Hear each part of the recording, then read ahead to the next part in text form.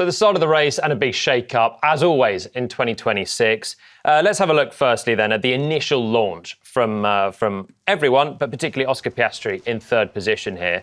So we're already in the race lead, and this is just meters from the lights going out. So his initial drop of the clutch, feed in of the throttle, is so much better than both Mercedes, but particularly Kimi Antonelli, whose wheel's spinning away at this moment and is going to drop right down the order.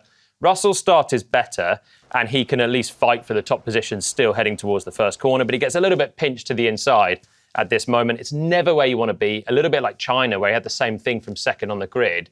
Here, it's another fast approach to the right-hand side, and it opens the door for Charles Leclerc to sweep around the outside as well as we head to the brakes. So George just cannot commit from that inside line. Charles can. Once again, he's aggressive. The Ferraris and the McLarens are both really aggressive with the Mercedes all the time because they know in wheel-to-wheel battle, the Mercedes have to be that little bit more cautious. They're clearly playing for the championship already. Maybe the Ferraris and the McLarens will be, but right now it seems a long shot. So Charles turns it in. And as we see this point here, there's an interesting dynamic because what you've got is every car in the top 8 here in the position they qualified, apart from the 2 Mercedes. So there are a few drop-arounds further back. Gabriel Bortoleto had another bad start in the Audi, and that's a team that really has to get on top of these starts as well, like Mercedes. Esteban Ocon had a good start in the Haas as well. But generally, Mercedes have a big issue with their starts, and everyone else is fairly uniform. You've got Mercedes power units in the back of these 2 McLarens who are both moving forward, and Piastri's start was lightning. We'll have a look at it in a little bit more detail soon.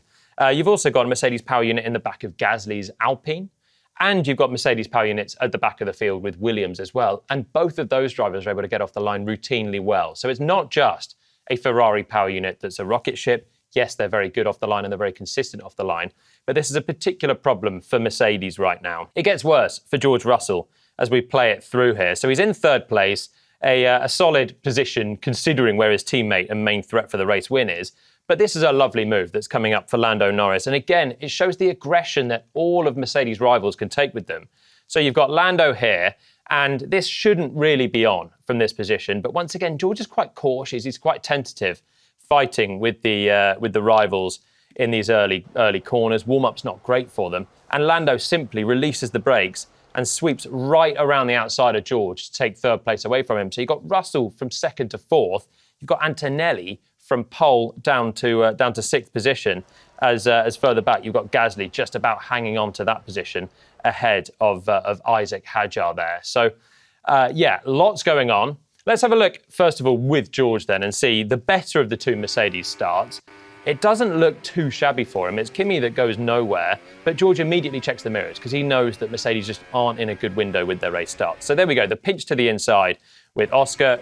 There goes Charles really quickly through. George checks the mirrors, sees the Lando's there, but he's just tentative, really cautious, holding this apex, allowing Norris the space to the outside. It's true, he's in the dirty air of the Ferrari ahead. So there is a risk in him carrying speed. I'll show you that in a second as well. But as we just see it, hugging the inside, there's actually loads of space to Lando out wide. And once again, you can see just the cautious mindset of George in wheel-to-wheel fighting, knowing if he snags a front wing, if he has a puncture, a bit of damage here, it's going to be a lot more costly for him than it is for Lando, who's got less to lose at this moment. Here we go then, this is the start, and this is why drivers are a little bit cautious in these opening corners. Little jump start from Sebastian Vettel on pole. This is 2019 on board with Charles Leclerc, and you've got Valtteri Bottas screaming through to the race lead. So we're in third. We've got an attack for fourth on the outside. It's a similar sort of position to George Russell, the one that he found himself in on Sunday. But unlike George, Charles had less to lose in the start in the Japanese Grand Prix of 2019. So he does try and attack this entry speed, gets a little bit closer to his teammate, but finds the dirty air, washes wide, and that's your risk at these corners. You find a bit of dirty air. It's a narrow circuit, and this is obviously what George Russell was keen to avoid, an incident there that cost both Max Verstappen, obviously, but also Charles Leclerc in this Grand Prix. So shows why he could be a little bit tentative in the opening stages, and it's great news for Mercedes rivals.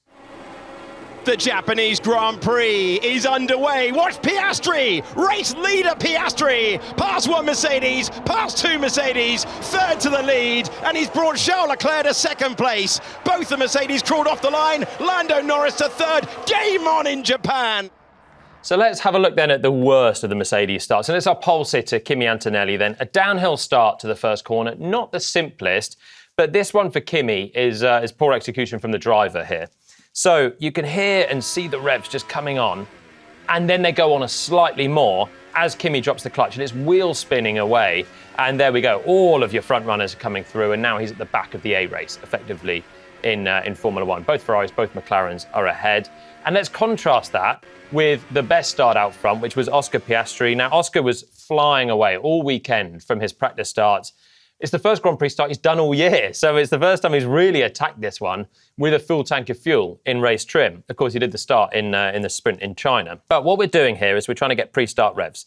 So this hasn't changed, this part of it, with this new set of regs. So what we're trying to do, if you're Oscar here, if you're Kimi out front, if you're any driver, you're trying to sit steadily at 10, 12,000 revs, depending on what your controls engineer will want. So for Oscar, that means these red shift lights are illuminated. You don't want the other ones to come on. Here we've got a blue light coming on, which means that he's on the absolute upper end of where he should be revs-wise, but his foot is very, very stable on the throttle. So it's an aggressive rev range that McLaren have gone to here. So for Oscar here, when he drops the clutch, he's going to do quite a deep clutch drop, and that'll give him a big launch. So McLaren obviously feel like there's some good grip here. They've done plenty of burnouts to the line. They're on the clean side of the grid. So listen to the revs, just drop down, and then Oscar can feed in the throttle and sweep through to a race lead as Antonelli is just wheel spinning away. So the data here is interesting, just to sort of clarify these points. Piastri in the blue, Antonelli in the red. So what you want, first of all, is a stable load of revs from stable throttle inputs. And here, this is an absolute showcase in it from Oscar Piastri in the blue. Ice cool, as he often seems, but on the throttle, barely moving. And this is the moment of most tension, most nerves in the Grand Prix. Lights are coming on, your heart is pounding, but Oscar's able to keep his foot so steady. Whilst you can see the difference here for Kimi, and this is the catalyst for his extremely poor start, is his foot moving around on the throttle pedal. So he starts with slightly higher revs anyway, which is seems to be a Mercedes target there, to be a little bit more on throttle. And then you've got your RPM up here, so a little bit more on the revs. But more critically for Kimi, his foot is then moving onto the pedal as he's looking up at the lights, getting ready to release the clutch in peak concentration mode. But it is really difficult to sort of multitask in this way. Look at the lights, prepare your clutch drop, and keep your foot completely steady. It's a natural reaction to just move it slightly. And you can see as the throttle pedal moves here, so he's just sneaking it on in this red line slightly. And what it does is it means that the revs start rising. And this is going to be the catalyst for his wheel spin, as well as the moment he has the clutch release. So the car moves at this point here. The moment he has the clutch release, there's another few percent of throttle that he initially goes on as well.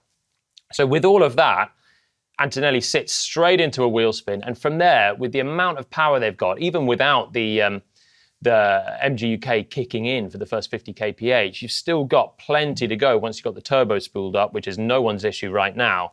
And Antonelli, you can see, sits into this wheel spin, so the revs just artificially up as those rear wheels are spinning. Piastri, meanwhile, a lovely little, almost bogged down, but it's perfect. He can drop the revs and then feed in the throttle with no clutch. So it's a glorious start for Piastri. It's a bit of human error here for Antonelli from pole position, and his race starts really haven't been great so far this season. We're going to have a look at George Russell's as a comparison to the other Mercedes, and it looks much more similar to that of Oscar Piastri. So procedurally here, George is much closer. You can see the throttle trace now is very similar between the two. Again, George maybe fractionally more wavering, but I'd say Oscar's is pretty insane how steady he's able to be on that throttle. The revs rise later for George, so he's spooling up that turbo, still going on early with the revs, but there's a little bit more movement in the revs. But fundamentally, procedurally, this looks to me like it's a good start from George Russell. Just somewhere in here, he doesn't get the initial clutch drop, so maybe it's a shallow release. It's not as aggressive as the McLarens, and then you can see as well his throttle is just less aggressive than Oscar's coming in. He's from the dirtier side of the grid, so maybe there's a little bit more caution there. And it means that he's dropped from first down to second to third, and then ultimately to fourth. We've got no Mercedes at the front. But what we did get then was a load of straight line passes from the Mercedes as they roared back through to race-winning contention. And they did a good job early on. Once they lost places at the start, they managed to deploy energy from the battery and have their battery in a better window early on in the race to then romp back past Lewis Hamilton, Lando Norris, Charles Leclerc for George Russell as well, and get to the tail of Oscar Piastri. But this was a move that was actually pretty important in how the race played out. Russell on Piastri on lap 8, and it looks like this is the final pass for George. Through he goes for the lead. So here he comes through into the final chicane, a little bit later than Oscar on the brakes, makes it stick easily to the apex. But Oscar's very clever at this moment, and he just sees this one coming, slows the car down a little bit more, harvests a little bit more energy, and then he has plenty to deploy on the way out of this corner. And he just simply yo-yo straight back past George Russell. So George depleted his battery. Oscar saw it coming and just waited, said, through you go, and got him back through on the exit. We can see it on board with George. It's the easiest of passes from a few car lengths back. George attacks a little bit in towards the chicane. So far, he's passed everyone cleanly, straight through, no response from the others. But this time, he's just had to use a little bit more energy on this lap to, first of all, catch Oscar, second of all, pass him, and it means he's got nothing left to defend with on the exit of the corner. So Oscar comes back through and was actually pulling away as they got towards a pit stop window. And here we go then, the data on lap 8, and you've got massive overspeeds all around this lap, with George just deploying more energy. He's got overtake enabled. That means he's able to harvest an extra half a megajoule and effectively have a bigger tank of energy to use in the lap. But he's using more than that as a difference to Oscar. The big one here is the end of the lap, where he's absolutely ballistic into the final chicane. And that's why he has the big closing speed, but it's why he's using way too much energy. And Oscar slows it down and gets the exit. And if you look at the 2 laps of Oscar, you've got lap 7, the lap before, lap 8, the lap where George passes him. That's in the red. And actually, the mapping is the same for the 2 McLarens. So he's not sort of artificially slowing down more than usual into the final chicane. But what he does do when he gets there is drop the car into first gear. So he's down an extra gear. His minimum speed is very low. He's longer on the brakes, and all that helps to recharge a little bit the battery as well, on top of the fact that you've had George just depleting his store completely on that lap to make the pass. And so seeing it come, doesn't bother defending, waves Russell through, and then repasses him.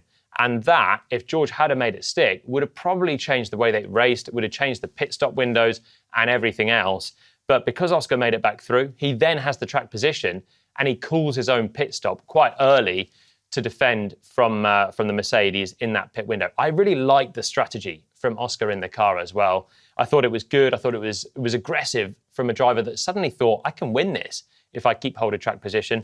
There's the proof. I think we executed everything we could have today. I think, to be honest with you, even without the safety car, I think it was going to be hard to beat Kimi. So, very, very happy. Obviously, it's been a tough start to the year, and to come out with the P2 and feeling like we had a chance of a win, it's pretty special at this point. So, very proud of everybody. I think we did a really good job this weekend of getting the most out of everything that we could have, and got the results we deserved for it.